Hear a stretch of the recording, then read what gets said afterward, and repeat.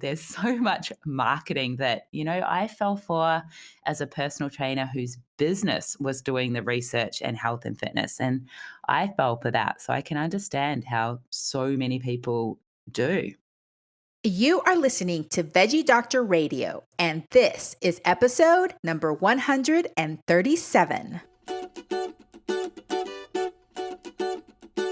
Welcome to Veggie Doctor Radio. I am your host, Dr. Yami, board-certified pediatrician, certified lifestyle medicine physician, certified health and wellness coach, author, speaker, mother, wife, and human being.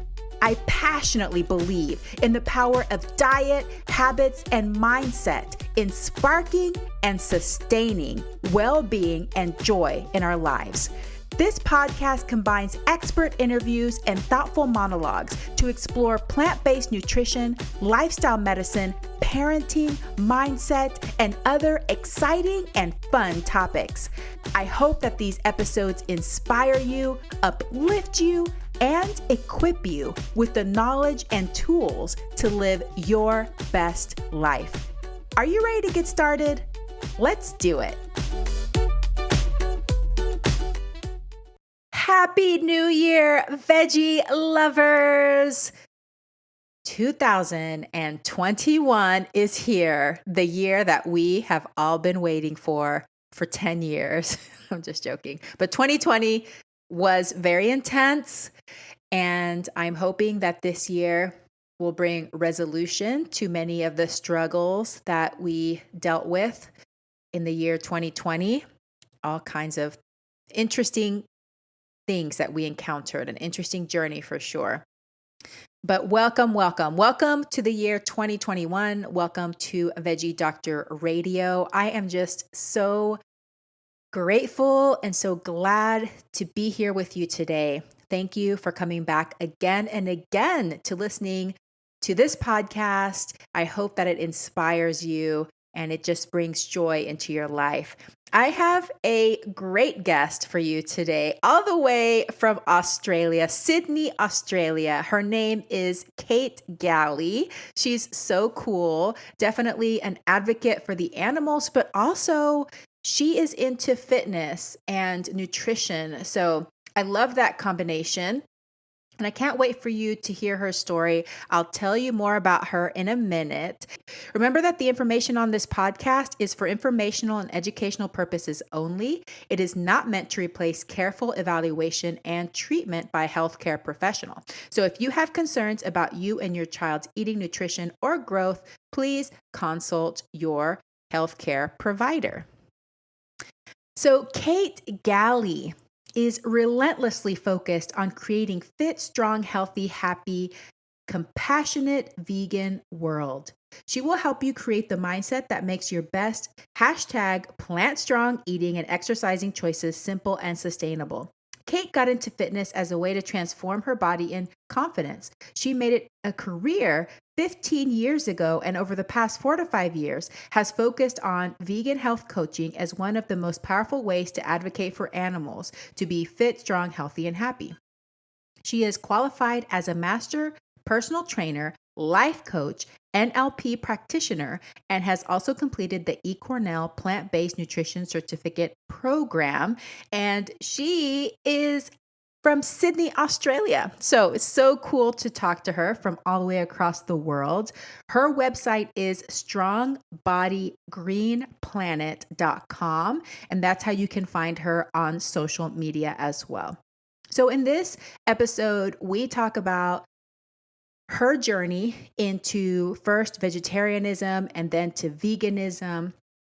We talk about animal agriculture and the meat-centric culture of Australia as well as the United States, and what her vision is for the world to create a vegan world.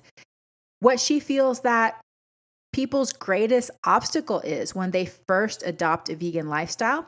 And she has 10 really great tips to make adopting a plant-based lifestyle easy. I think you're really going to love the tips that she gives. This is such a fantastic conversation. Definitely just love Kate, all that she's doing the compassion that she has, and how she's helping so many people with her approach. So I know that you're also going to enjoy this conversation. Again, Happy New Year. Welcome to the new year. And now let's listen to this beautiful conversation between me and Kate Galli.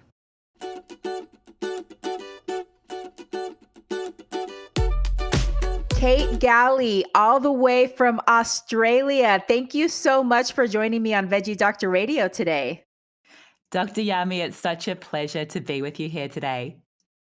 Well, I just want to commend you for being up so early. It's only 8:40 in the morning here, but where you are, it's like 3:40 in the morning.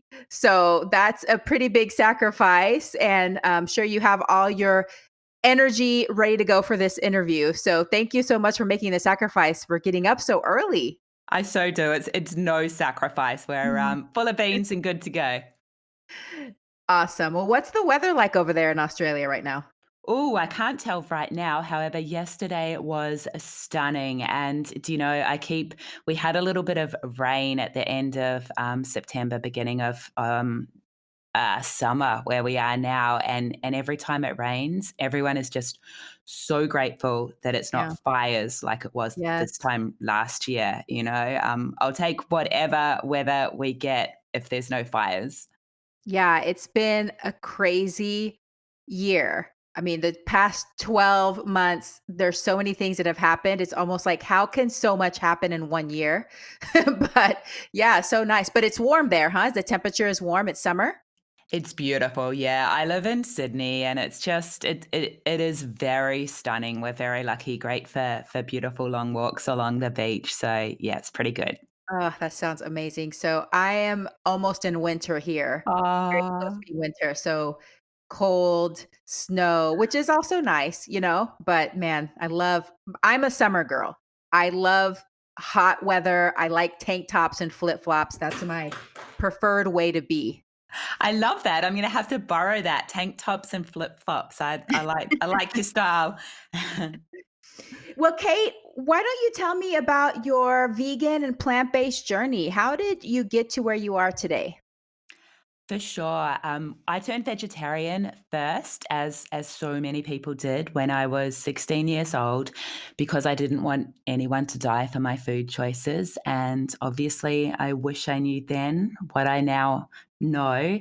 It would actually take me another 23 years after that to become vegan eventually. And I'm one of those many people that was lucky enough to see the movie, the documentary Cowspiracy, and that kind of I guess that lifted the lid on everything that I potentially suspected had been the case, but I hadn't sorted out. I hadn't sought out, the footage to see how the cows and the chickens lived for the eggs that I still consumed, the dairy that I still consumed.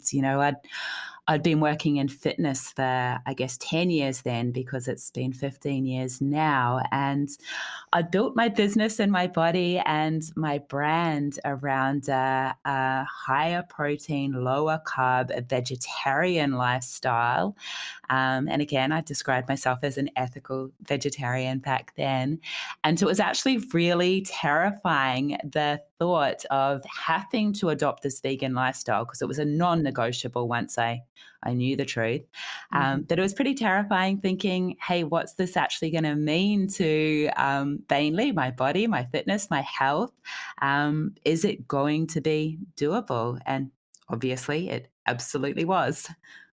Wow. Yeah, that reminds me of Dotsie Bausch, the Olympian, who had the same feelings whenever she realized that she was going to give up the dairy. And then she was like, how is this going to work for my career and my athleticism and all of that? So tell me what happened. How did you transition off of the eggs and the dairy? How long did it take?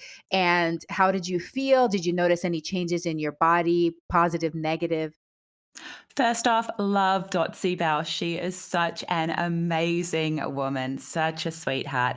However, so far as my journey, I kind of went pretty much overnight. I felt like I felt pretty angry actually that I'd Mm. turned vegetarian for ethical reasons at 16 and so many years of adding to the exploitation and the cruelty unawares. So it pretty much was overnight for me. And I think I'm lucky in that I really don't care about social inconvenience or being the odd one out or Mm. sticking out. I'll do what's aligned with my values and beliefs non-negotiably.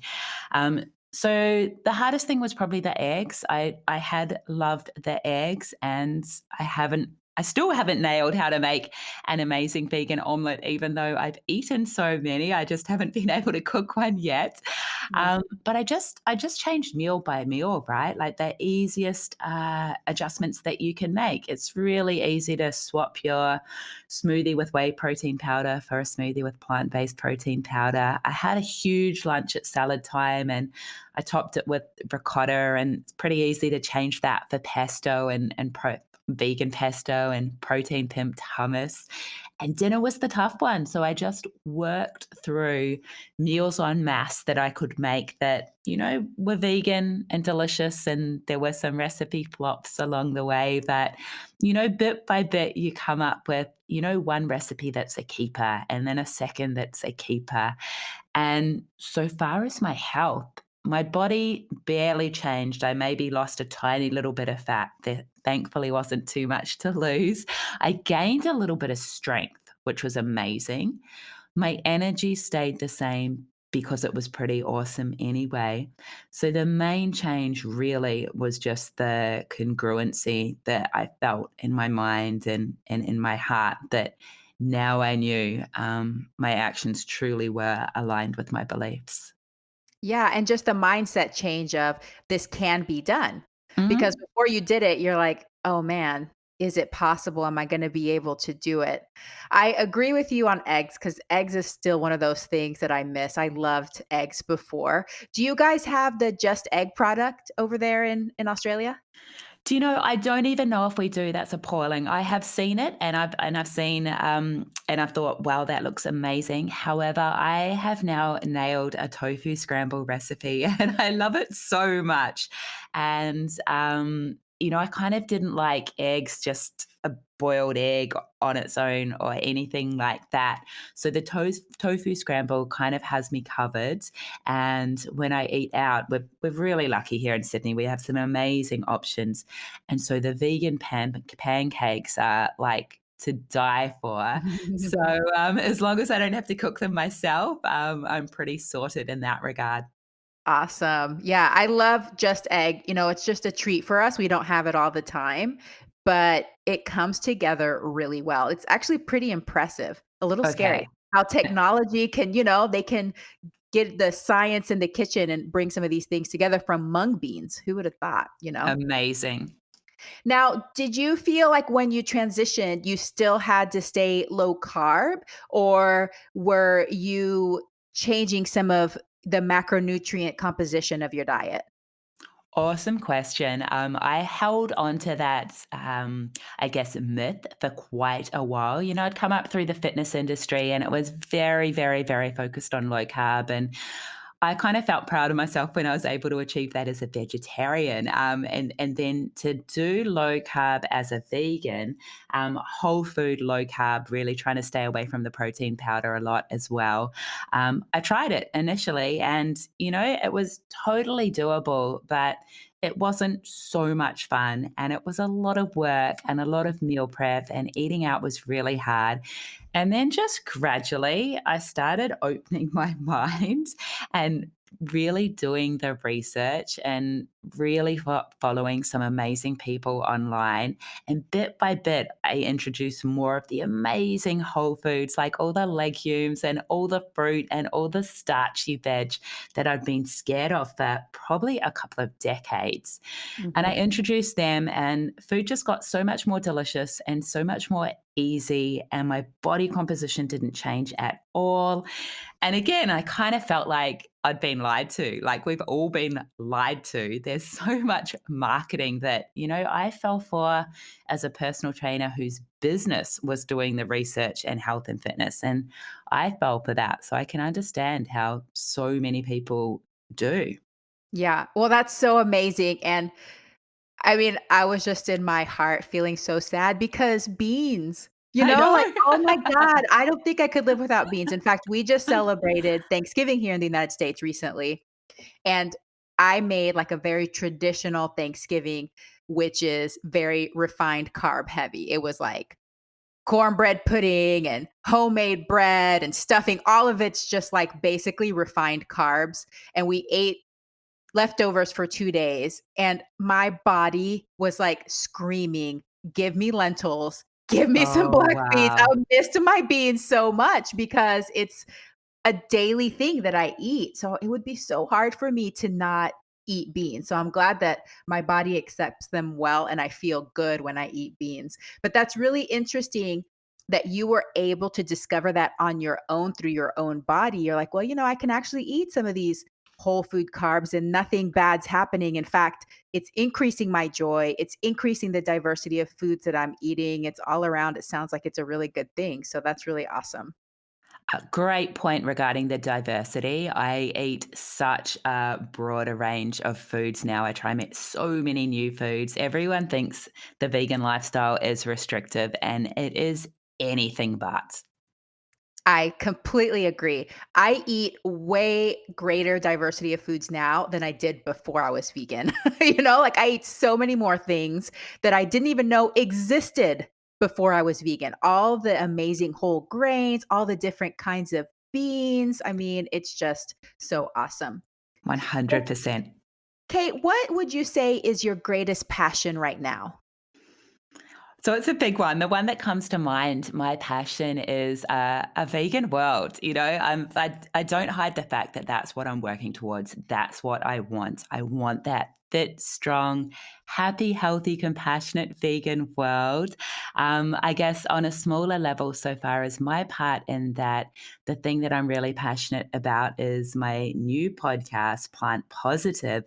And I started that because I'm sure you can relate. When you become vegan, you become aware of so much pain, so much suffering. You've made this compassionate lifestyle choice, and you've done it, from a place of compassion and your heart, and yet it's unveiled all this unnecessary cruelty around us all the time in a living in a non-vegan world. And so I kind of almost did this a little bit selfishly to force me to get through life with a positive filter, because this podcast is all about everything positive in the world in relation to living a vegan or plant-based lifestyle. All the wins, everything we have to feel grateful for. And I was just noticing I was becoming not as happy as I used to be. I was becoming that easily frustrated and angry vegan, and that's just not fun or effective, right? Mhm. So that is what I'm really passionate about right now, getting through life with a more positive filter. Oh man, I so agree with you on that one. I try as much as possible to focus on the positive. I understand the need for shocking people sometimes, Mhm. because sometimes if you don't know, that's the only way to get some people's attention. So I feel like there's lots of different angles for different personality types. And at the beginning of my journey, I watched all the documentaries, the Earthlings and the Cove and everything that just like literally feels like you're being stabbed right in your heart. But now I feel like that's not as helpful for me because Mm. just like you said, if I watch footage like that, it just makes me feel helpless. It makes me feel, like, overwhelmed, like, there's just so much suffering, like, there's so much what can I even do? I can't even barely move the needle a little bit. That's how I feel. But if we Mm. focus on the positive, it feels abundant and it feels plentiful and it feels like you can make a difference. So I think for some people, it can be much more encouraging to focus on the positives. And also, my opinion is that unfortunately, I don't think everybody's going to be able to go vegan for a variety of different reasons. So instead of focusing on that all or nothing, whenever we focus on the positive, I think people make steps towards that. How do you feel about that? Yeah, you're so right. I don't think there's any one type of activism or, any one reason to change your lifestyle. I think we need all the approaches to meet with everyone where they are, all the vegan and animal rights activist approaches to meet with all the non-vegans at whatever place they are. Most people aren't going to make the lifestyle change overnight. You're so Mhm. right. And so it's a constant negotiation with myself, so far as my heart, which is vegan truth bombs and just shock people into action, Yeah. versus knowing in my brain what is more effective, and that's just leading with love and compassion, and letting people move at their own pace and championing them at their own pace. And it's a more fun approach as well as a more effective approach. Yeah, but you're totally right, it requires patience, right? It does, Sometimes you it just wanna does. grab people and grab 'em by the shoulders and shake 'em, be like, I "Don't you want to shake see him. this?"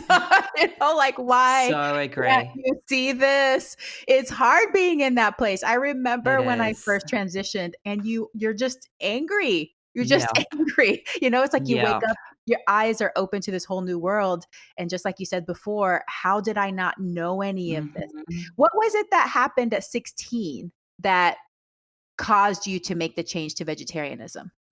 Do you know, it felt like it was overnight. I was that kid that used to say I could never be vegetarian. We'd eat meat, certainly at every lunch and dinner, but often at breakfast as well. And there was a girl at school in my final year, or second to last year at school, who was vegetarian, and we had a long conversation. And we used to go skiing in New Zealand, and it was a 3-hour car drive. And I can remember the trucks on their way to slaughter, Mm, crammed full of sheep that would pass on these long car journeys. And you could smell and feel the fear, and you didn't see anything more than those individuals crammed into that truck, but you just knew something was wrong. And I think it was the conversation with the girl at school that let me understand that I had a choice. I didn't have to be like everyone else. She had decided, and I could decide as well. And then the tipping point, the very last meal, was we were actually away skiing, and we were at a friend's house, and they served us this smoked trout and fish roast soup. And it was the richest thing I've ever eaten in my life. And when you're that age, you have to eat it to be polite. And I forced it down, and it was hideous, and I vomited in the car ride home after that yeah. meal. And I kind of just declared to myself that what I put in my mouth from now on is going to be aligned with my values and beliefs and what feels right to me. No more being polite, no more fitting in with everyone else. So that was probably the final moment. To all of my listeners, old and new, on my website, doctoryami.com, that's spelled out doctoryami.com /free. There are lots of cool downloads. If you are ready to make a change this year, to go more plant based, or to get out of a rut, to try new things, to get out of your comfort zone, remember, discomfort is the catalyst for growth. So, if you need some assistance in that area, check out my freebies. I have guides to replace meat, to replace dairy, ideas for breakfast, lunch, dinner, a plant-based shopping guide, eating out guide. If you are ready to tackle sustainability and decreasing your waste, they have a zero waste swaps on there as well. So check it out, doctoryami.com /free.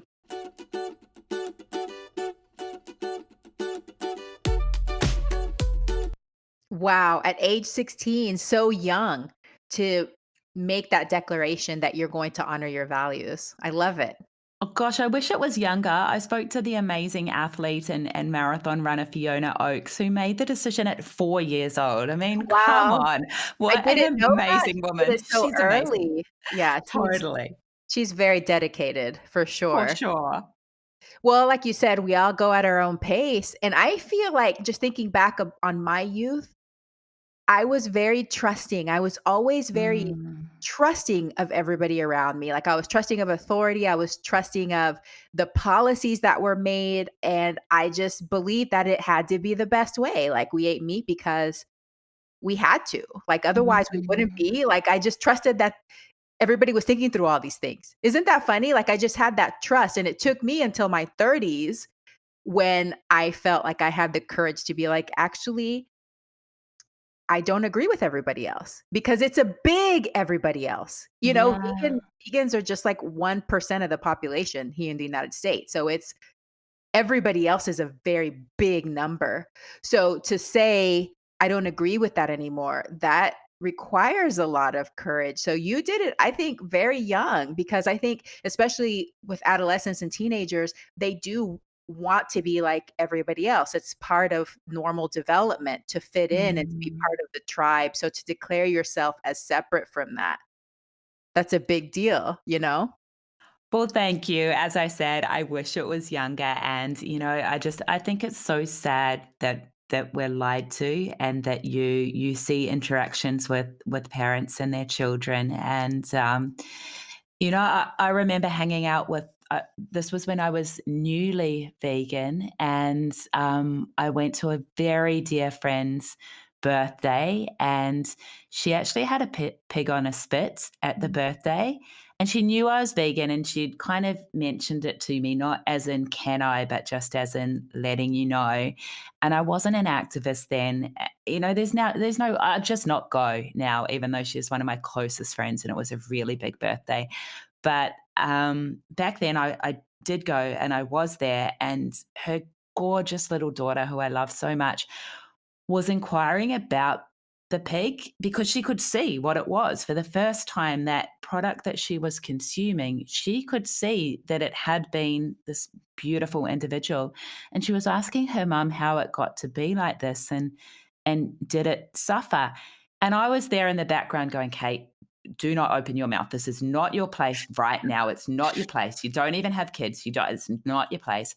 And her mum said, well, darling, I hope not. Something like that. And I'm like, it suffered. But yeah, it's just really sad seeing those seeds planted, for the speciesism that will exist in that gorgeous little girl's life now until she gets to chat with me again. But yeah, anyway, Yeah, because just like I was saying before, she trusts she the adult does. to Yep. guide her and to tell her, and then, if she's told, "Yeah, no, it's fine," then she's gonna be like, "Okay, well, it's fine."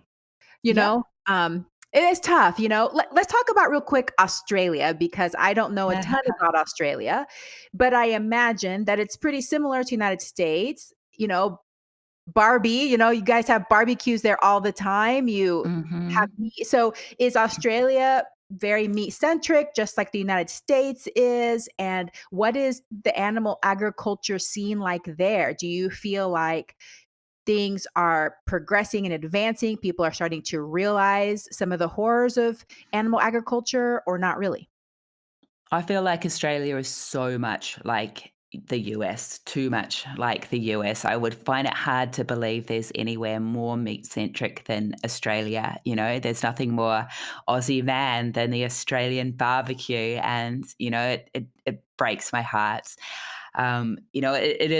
It is still socially ostracizing when you have a huge group of friends, and the way that they celebrate for Australia Day is just this massive barbecue, like multiple barbecues full of dead bodies. And of course we're really lucky now in that we have all the delicious vegan alternatives that I could bring, but I just don't wanna see those barbecues laden with bodies and smell them. And, one of our, I guess, traditions, the way we bring kids up, is we have this thing called nippers, which is teaching them, how to be surf safe and how to swim. And it's in summertime here down at the beaches. And, it's amazing, like all these little nippers, learning to swim and sprinting along the sand, and hundreds of them there with their mums and dads, and huge barbecues where we feed these kids after they've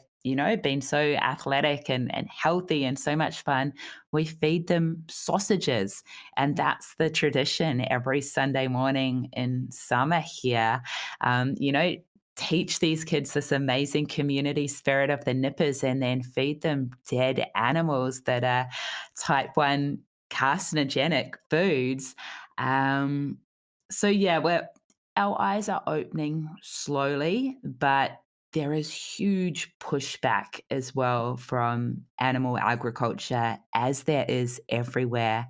And the thing I've really noticed about Australia is the language used by the media to paint our farmers, and I'm talking about animal farmers, to paint our farmers as genuine, salt of the earth, hardworking, small family businesses, so affected by the drought, the poor farmers, they need these government subsidies. And I really think we need to get better as animal rights activists at working with the farmers and it not being an us versus them, Yes. because the media creates the us versus them conflict and language, and that sells clicks and all of this, the drama, right? Yes. Whereas, in my heart, like, we need the farmers. I love the farmers. They just need to farm plants, not animals. Yeah. No, I that this is something that I'm also very passionate about because my family is a farming family. So Oh, wow. I am from a family of dairy farmers, and Yeah, wow. I know for sure that my grandfather, who started with literally nothing, like Mm, nothing, dirt poor, like, dirt poor literally, and built an amazing business. I know he worked hard. I mm, know he cared, and I know he did his best.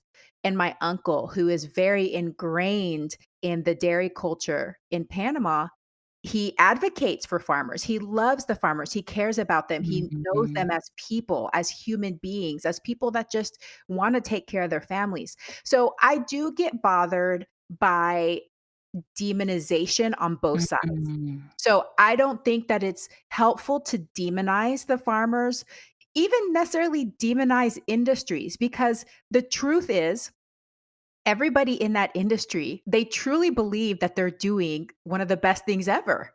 Like they are ingrained in the culture, just like eating meat is ingrained in the Australian culture and the American culture. So they come from this set of beliefs. So I think, like you said, it's more effective to go to these farmers, go to these industries, and let's try to find some compromises. Where can we reach a place where it's win-win instead of like, you're evil, you should just disappear from the earth? We're all humans. We're all just trying to do the best. And they believe this one thing, we believe this one thing. But really, what we all want to do is take care of our families and have happiness and joy. And so, coming from that side, I know because I have the inside eyes on what farmers' lives look like. mm. So I think that that's so insightful of you to be able to see it from that perspective because not all vegans do see that. No, I'm lucky enough to have a lot of conversations. And, I speak with the activists who, to use the word which I proudly wear, activists who are more extreme than me and activists who are more chill than me. And I'm kind of Mhm. in the middle and I learn from both. And, as consumers, as you say, we should never demonize the farmers. They are only there perpetuating the cycle of cruelty that is animal agriculture because individual consumers are demanding those products. Mhm. If individual consumers demand more plant products, as they are, but as they need to do in so much more quantity, then the farmers will change. Yes. It's an evolution, and we see it happening here in the United States too. There's so many dairy companies that are like, "You know what? Dairy is becoming a losing business. We're going to make Mm, almond milk or oat I milk," love you it. know? And you're right, it is supply and demand, and as consumers, once we start changing our preferences, then naturally what's being offered is going to start changing as well. Well, you Absolutely. as a coach, you help people transition, you help people with their fitness. What do you think is the greatest obstacle that people face when they are first adopting a vegan lifestyle? Do you know, I would absolutely say it's just that we live in a non-vegan world. The obstacle before you adopt it is you think it's going to be really hard and restrictive, and the food is going to be so bland, and you're going to struggle with your health and energy and all of that. However, as nearly everyone I've spoken to agrees, that's just not the case. The actual food component, even the actual clothing and cosmetic and entertainment, all of that component of living a either vegan or plant-based lifestyle is so much easier than you would expect. Mm. But what is actually so much harder than you would expect is non-vegans and living in a non-vegan world, and particularly relationships with non-vegans who you love. Yeah. That's actually really, really tough.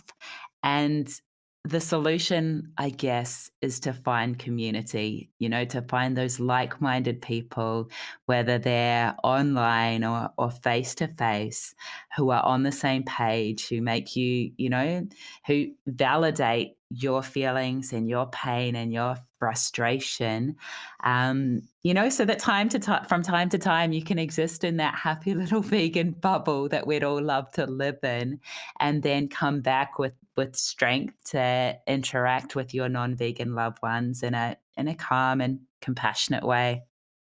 Yeah, I love my vegan bubble. You're right.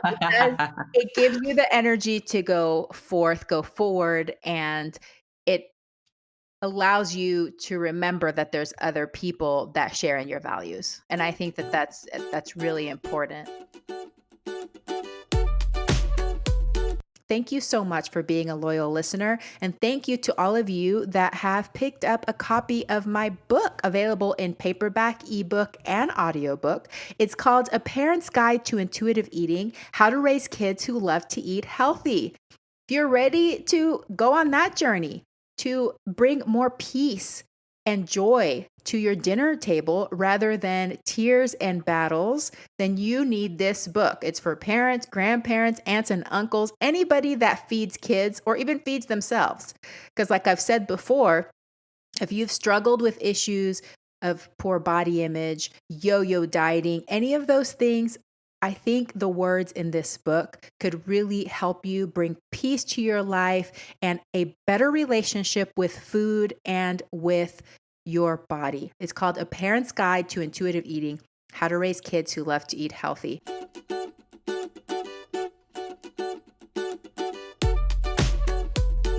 When I first adopted veganism, I didn't know any vegans at all. I live in a small town, small community.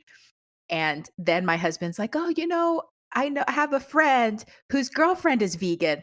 And I was like, "Oh, really?" It was like one person. Okay. Wow. And that's how it started. And so I ended up starting a group in my community, and now there's hundreds of us here. And so that's kind of nice. But at the Good beginning, on you you. have to reach out and really look. But we're so lucky now that the internet just opens up the entire world. Like, I'm talking to you from Australia. How awesome is that? Amazing, right?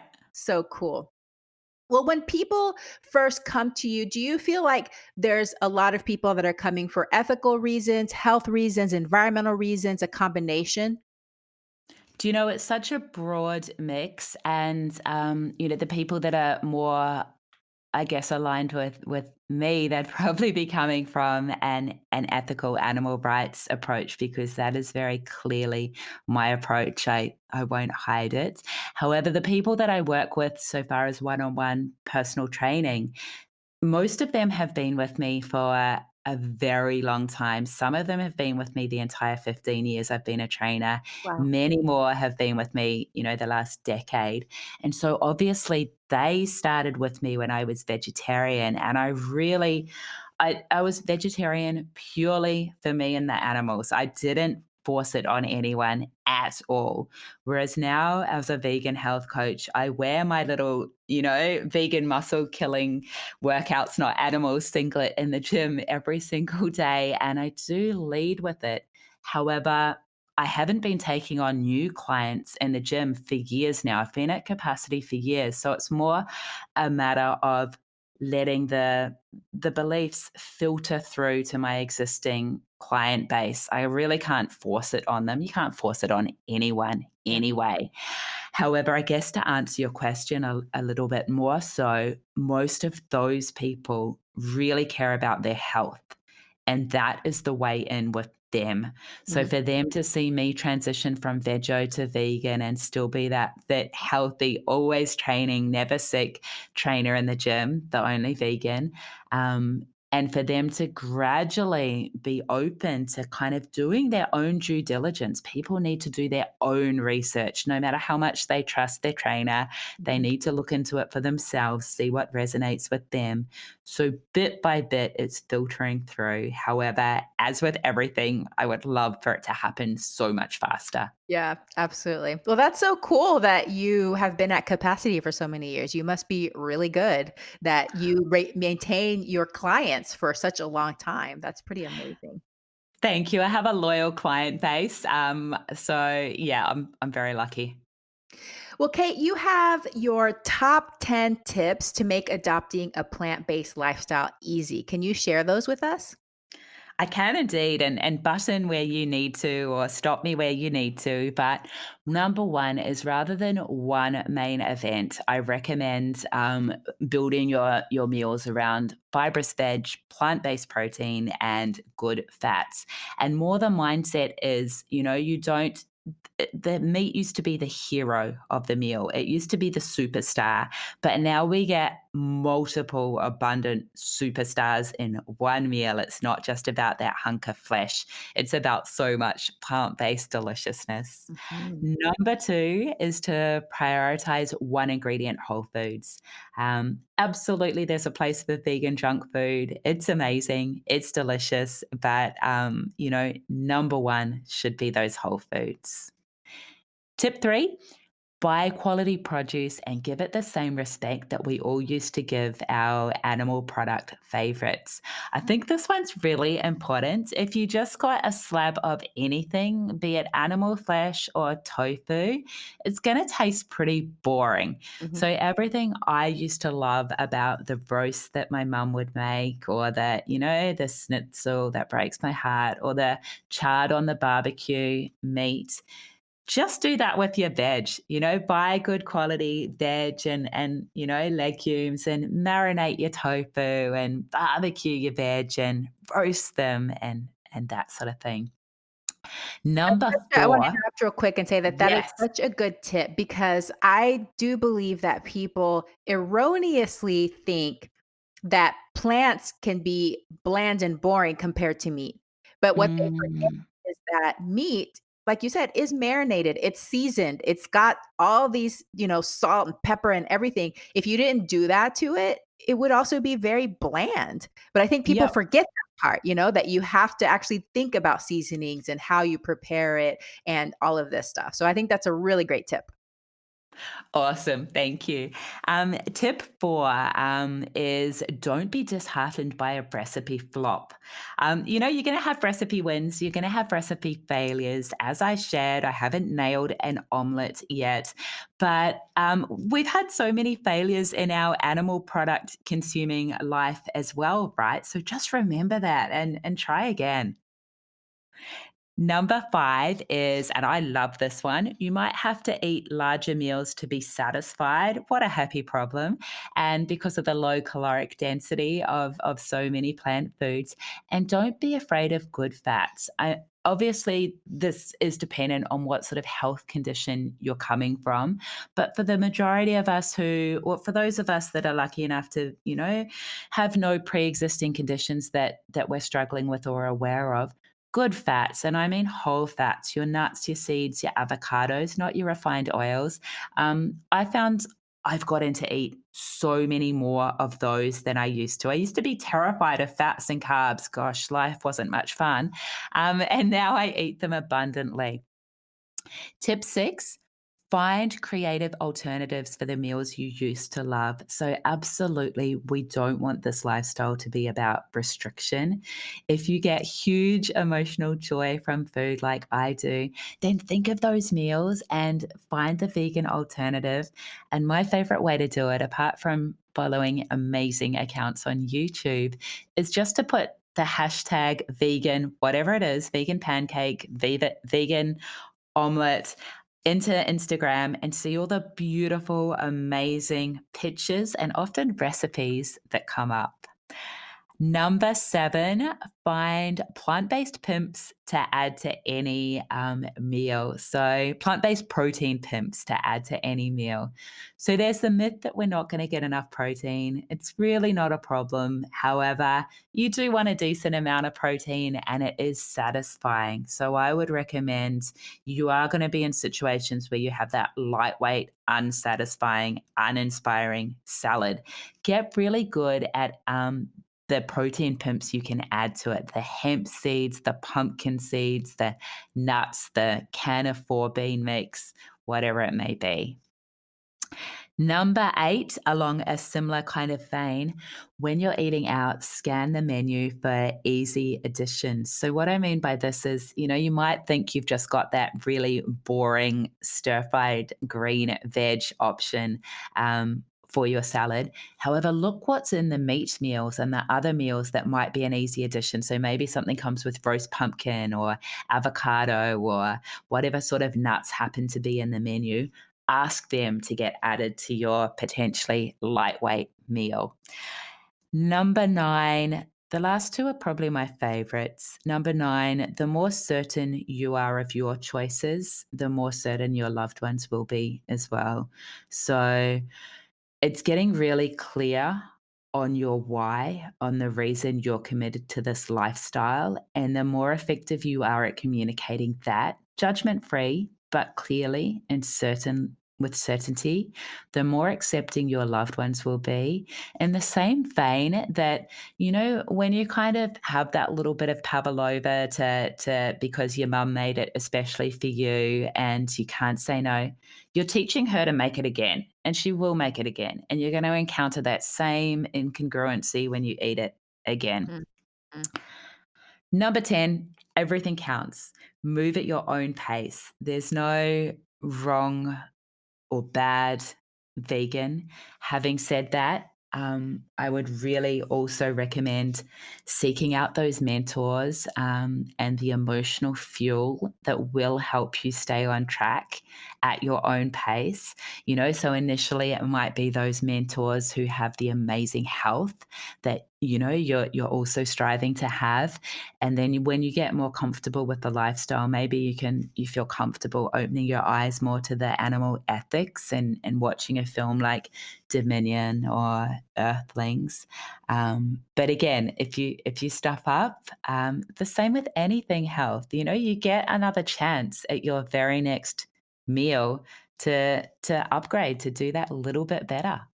Yes. Oh, those are fantastic tips. I love how you include everything from how you can cook for yourself, making meals to yourself, to eating out, and then the mindset. Number 9, the more certain you are of your choices, of why you're doing this, everybody around you too. But also, I think that's going to increase your chances that you're going to be in this for the long term. Like why you're doing this, why you're going through learning new things, which always uncomfortable to go out of our comfort zone of what we know is safe and familiar. We're going to push ourselves to learn new things. It's not deprivation. It's not painful, but it's just discomfort. So whenever you know why you're doing that, you're more likely to continue and keep putting one foot in front of the other instead of giving up. So that is beautiful. I love your tips. So great. Thank you. Mindset is everything. When it's locked and loaded and working for you, it makes everything easier. And when it's not, it makes everything a constant struggle. Yes. Oh, I agree with you for sure on that one. What do you wish more people knew? Do you know, I wish more people knew that there can be no such thing as humane slaughter. I wish everyone knew the suffering behind animal products, because then I'm hopeful that that, people are generally compassionate, right? If they can't, I think some people choose ignorance with volition. They choose not to see. So I just wish everyone knew, and then the world would be vegan. That's what I wish for. Yes, it would be the easy first step, and then everything would just be domino effect after that. Wouldn't it be good? Well, this may be very similar, so it's kind of a similar question, but if you had a magic wand and you could change or create anything in the world, what would you do? Do you know it is similar, but I'll give you another angle on it. It would be I would want us to live in a compassionate vegan world, and that is because of the flow on effect. I think if as children we weren't taught to exploit certain animals, if from a very young age we were taught love and compassion and respect for animals, how are we then going to go out into the world and be racist and sexist and like we're just not. If we're taught love and compassion for the very smallest animal in our life from our very youngest, I really do think that's going to translate into compassion for all the other humans in the world. And yeah, I'm a bit of a dreamer. I'm a bit of an idealist. Very optimistic, but that just sounds like a beautiful world to me. Definitely. So beautiful, a beautiful vision. And yes, if we are able to experience this empathy, this compassion, and this love for the most vulnerable, it'll translate into everything else. So it's just a win-win-win situation. And I do believe that we'll eventually get there. I don't think it's going to happen right now or in the next maybe 5, 10 years, but I feel like we will eventually, as a human race, I think we'll get to that place because we have in our brains that capacity. We have that ability to think just beyond these immediate urges, that primitive side of our brain. We can think beyond there and start reasoning. And so I think that eventually it will happen. But so I hope beautiful that you so. to have that vision. Well, let's switch gears a little bit and talk about your personal habits. So, what personal habit are you most proud of? How did you develop it and how do you maintain it? Do you know it's a bit of a cliche? However, I'm going to go with it anyway. For me, it's meditation. And reason being is I failed, inverted commas, at meditation for years before I made it stick. And, I'm not that much of I'm not really such a calm person. And I'm really conscious of how I spend my time. And I always felt like meditation was a bit of a waste of time, that I could be getting so much more done in that time. And equally, I was aware that so many people that I respected raved about it. So there had to be more to it. So, as I said, it took me years. I had to really lower the bar. I started off trying to meditate twice a day for 20 minutes. That was ridiculous. I started at 5 minutes. I built it up to 10 minutes. It's still actually only 10 minutes. However, the sense of calm and control and pause it gives me throughout the day, because it's not about the time that you're meditating, it's about the control it gives you in every interaction and every response throughout your entire day. It's definitely the most beneficial habit that I've added to my life, particularly so far as time invested. Like 10 minutes a day, it's nothing. Get up 10 minutes earlier, all good. Yes, and it's an exponential reward, I think. How many For years sure. have you been meditating regularly? Gosh, it has to be like 5 or 6, I think now. That's Yeah. awesome. Yeah, and, Yeah. I tell people all the time, just don't give up because there's still days I've been meditating off and on for probably almost 11 years now, and there's Amazing. some days where, yeah, my brain's like, "Woo," like it will not focus, Yeah. and that's okay. I just have patience with myself and know tomorrow's probably gonna be better, but I don't remember where I read this, but some great teacher said, maybe it was a Dalai Lama, that the people that feel that they don't need meditation are probably the people that most need meditation. Oh, that was me. Totally resonates 100%. Kate, this has been so fabulous. I thank you so much for all the work that you do, for your beautiful, loving, kind, compassionate heart. And so glad that you're in Australia advocating for the animals across the ocean over there on that side of the world. For people that want to get to know more about you and find your services and products, where can listeners connect with you and what products and services do you offer right now? Thank you so much, Dr. Yami. The main way to connect with me is strongbodygreenplanet.com or strongbodygreenplanet across the socials. So far as products and services, it is really just the podcast, actually both the podcasts. So obviously they're free. They're my passion. They're my heart. I have one called Healthification, which is an interview style show. I get to chat with amazing activists and authors and athletes, and I love it so much. However, we do cover some fairly heavy stuff in those conversations. So it's been running 6 years, 700 plus shows. And as I mentioned, I've recently started up Plant Positive, and it's more.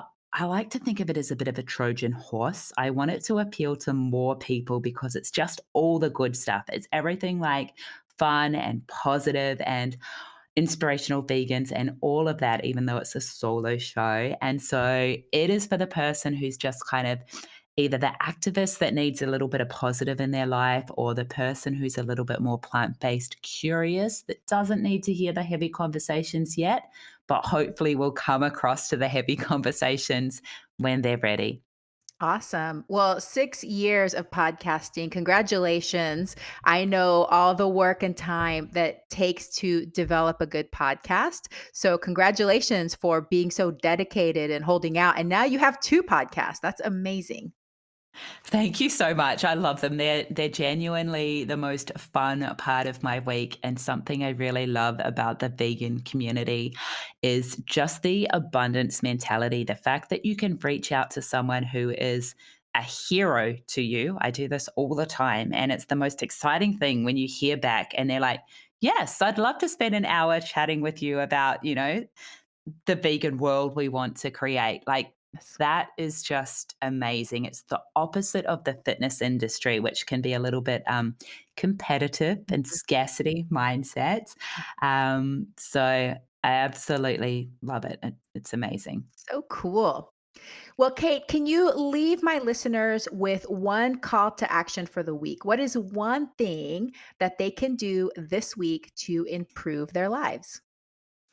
I can indeed. I talk a lot about overwhelm, and I know right now everything can be a little bit overwhelming, and the thought of adopting a plant based lifestyle can be overwhelming as well. So, with overwhelm, I would say the first helpful step is to first admit you will never get it all done. And if that's the case, it simply becomes a matter of prioritizing what does get done. And a really quick way to make a start on that is to do a mind dump, to get a huge sheet of paper if you're a person who likes to write instead of type, which I do, to jot with no censoring everything that is floating around in your mind down on that huge piece of paper in a big mind dump or mind vomit. And then we've got 3 Ds. I want you to go through everything on that huge bit of paper, and you're going to either ditch it if it's just really not necessary. You're going to delegate it if you possibly can, or else it becomes a do. So it's a ditch, a delegate, or a do. And when you're looking at those do's, pick just one, prioritize them, and then pick just one, that top one, and schedule your first action in relation to that first do. Beautiful. Yes, you sound just like Gregory McEwen, who I interviewed recently, who said priority means one thing. It's not a Yeah, list of 5 or 10 things. So so sometimes true. you really have to narrow it down and focus on one thing. I love that tip. So awesome. Well, Kate, thank you again so much for being a guest on Veggie Doctor Radio today. I hope you have a wonderful rest of your day in Australia and that you have also a very plantastic day. I love it. Dr. Yummy, you have such a beautiful, fun, and genuine approach in your podcast. So I have so much appreciation. This conversation has been a blast. So thank you. Hey, veggie lover. I hope that you loved today's episode. Will you take a second and do me a huge favor? Please subscribe to my podcast so that you never miss an episode. You're the reason I'm here, and I want to share it all with you. Thank you for listening, and have a plantastic day.